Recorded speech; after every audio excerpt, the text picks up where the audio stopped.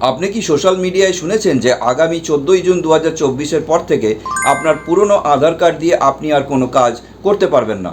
হ্যাঁ বন্ধু, আপনি ঠিকই শুনেছেন এবং আপনার মতো অনেকেই এই খবর শুনে এই বিষয়ে রীতিমতো চিন্তিত রয়েছেন। চিন্তা করার কারণটা খুবই স্বাভাবিক, কারণ আপনার পুরনো আধার আপডেট করবার শেষ দিন হলো ওই 14ই জুন। অবশ্য যদি সেই আধার বিগত 10 বছরের মধ্যে একবারও কোনো রকম আপডেট করা না হয়ে থাকে। Hello guys, welcome to my YouTube channel. আমি সঞ্জীব আর আপনারা দেখছেন ডিজিটাল সঞ্জীব।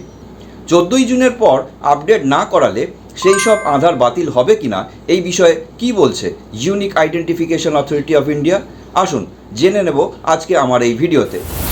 আমরা সবাই এই ব্যাপারে অবগত আছি যে উড়াইয়ের নির্দেশ অনুসারে আগামী 14ই জুনের মধ্যে যাদের আধার কার্ড বিগত 10 বছরের মধ্যে একবারও আপডেট করা হয়নি তাদের অতি অবশ্যই আধার কার্ডটি অনলাইনের মাধ্যমে অথবা নিকটবর্তী কোনো আধার সেন্টারে গিয়ে আপডেট করাতে হবে।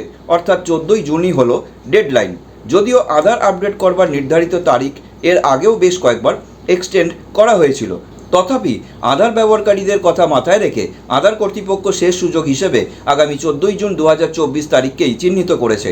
আর এই খবরটি আমরা জানতে পেরেছি সোশ্যাল মিডিয়া ও বিভিন্ন সংবাদ সংস্থার মাধ্যমে, যেটা দ্রুত ছড়িয়ে পড়েছে নাগরিকদের মধ্যে।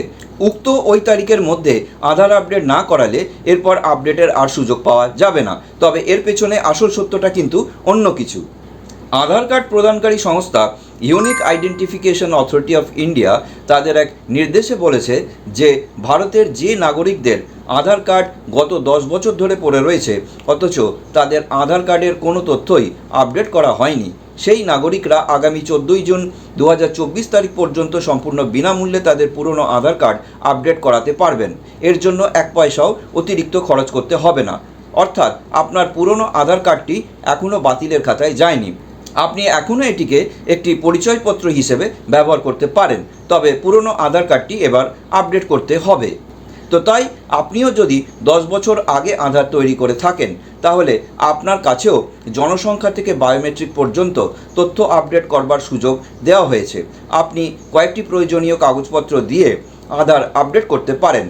এই নথিগুলির তালিকায় ঠিকানা প্রমাণের জন্য পরিচয়পত্র যেমন voter ID card, passport, driving licence ইত্যাদি রয়েছে, বিদ্যুৎ বিল, রেশন কার্ড, ব্যাংকের পাসবুকও। কিন্তু এমত অবস্থায় সবার মনে একটাই প্রশ্ন উঁকি দিচ্ছে, আর সেটা হলো 14ই জুনের পর পুরনো আধার কার্ড কি বাতিল হয়ে যাবে?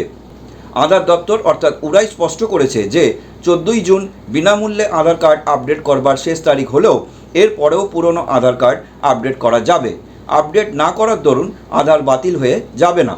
শুধু তফাৎ হলো এই 14ই জুনের পর আধার কার্ড বিনামূল্যে আপডেট করা যাবে না, এর জন্য নির্দিষ্ট পরিমাণ অর্থ প্রদান করতে হবে।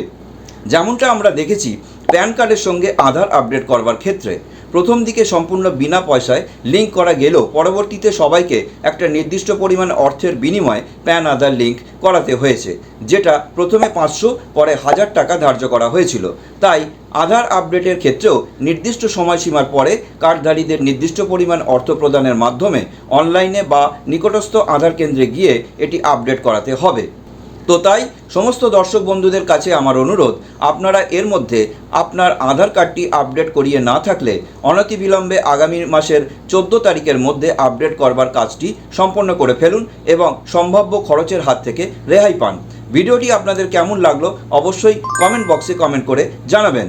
ভিডিওটি যদি ভালো লেগে থাকে তাহলে একটি লাইক করবেন, চ্যানেলটিকে সাবস্ক্রাইব করে পাশে থাকা বেল আইকনটি প্রেস করে নোটিফিকেশন অন করে নিতে ভুলবেন না এবং সবার সুবিধার্থে ভিডিওটি শেয়ার করবেন।